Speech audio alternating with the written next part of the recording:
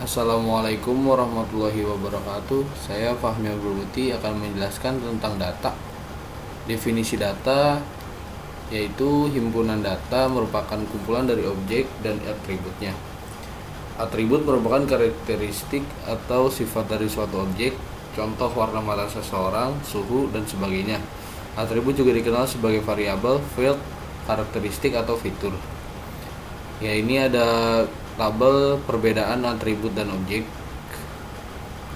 Nilai-nilai atribut adalah angka atau simbol yang memberi nilai pada atribut tersebut. Tipe dari suatu atribut tergantung pada sifat yang dimiliki berikut ini.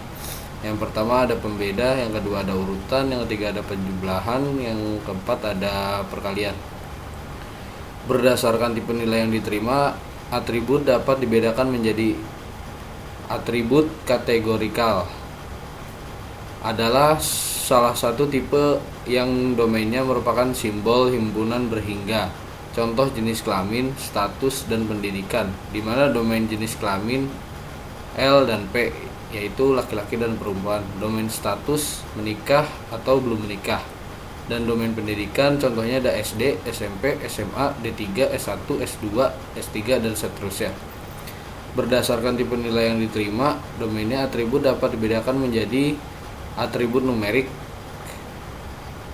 Atribut numerik ini adalah atribut yang domainnya berupa bilangan real atau integer. Contoh umur dan gaji. Domain umur sama dengan domain gaji sama dengan bilangan real positif. Atribut numerik dibedakan menjadi dua, ada interval. Interval yaitu untuk jenis atribut ini mempunyai sifat bahwa perbedaan antara nilai-nilainya sangat berarti. Contoh tanggal, suhu dalam Celcius dan Fahrenheit. Yang kedua ada rasio. Rasio ini baik beda maupun rasio sangat berarti. Contoh suhu dalam Kelvin, panjang, waktu, jumlah. Kita dapat menyatakan bahwa orang berumur 20 tahun 2 kali lebih tua dari yang berumur 10 tahun. Atribut berdasarkan jumlah nilainya dibedakan menjadi dua, yaitu atribut diskrit dan atribut kontinu. Atribut diskrit yaitu atribut yang hanya menggunakan sebuah himpunan nilai berhingga atau himpunan nilai tak berhingga yang dapat dihitung. Contoh zip kode, jumlah, atau himpunan kata dalam kumpulan dokumen. Atribut kontinu yaitu atribut yang menggunakan bilangan real sebagai nilai atribut. Contohnya seperti suhu, ketinggian, atau berat. Karakteristik umum himpunan data. Yang pertama adalah dimensionality. Dimensionalitas dari sebuah dataset adalah jumlah atribut yang dimiliki oleh objek-objek dalam dataset. Data dengan jumlah dimensi kecil mempunyai kecenderungan berbeda secara kualitatif dibanding dengan data dimensi tinggi. Kesulitan yang berhubungan dengan data dimensi tinggi sering disebut curse of dimensionality. Untuk itu, pada tahap pre-processing perlu dilakukan pengurangan dimensi atau disebut juga dimensionality reduction. Sparsity. Untuk beberapa dataset, misalkan data dengan fitur asimetris, kebanyakan atribut dari suatu objek mempunyai nilai dari 0 dan biasanya kurang dari 1% mempunyai nilai tidak 0. Sparsity mempunyai keuntungan dalam waktu komputasi dan penyimpanan data. Resolution ini sifat dari data berbeda pada resolusi yang berbeda. Pola dalam data bergantung pada level resolusi. Jika resolusi terlalu baik atau tidak ada perbedaan atau halus, pola mungkin tidak akan kelihatan. Jika resolusi terlalu kasar, pola juga akan hilang. Tipe dari himpunan data, yang pertama ada record data. Record data ini yaitu data yang terdiri dari sekumpulan record yang masing-masing terdiri dari satu set atribut yang tetap. Yang termasuk dalam tipe data record adalah data matrik. Jika objek memiliki himpunan atribut numerik yang sama menempati ruang multidimensi atau bidang, juga dinyatakan dalam matriks N, X, M.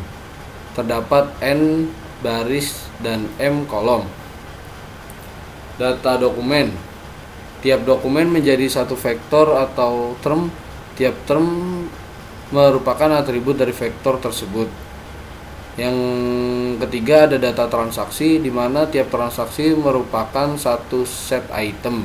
Contoh jumlah pembelian seseorang pelanggan pada toko kelontong.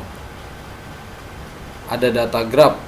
Data graph yaitu data yang terdiri dari simpul atau node yang disebut juga dan rusuk disebut juga dengan edge.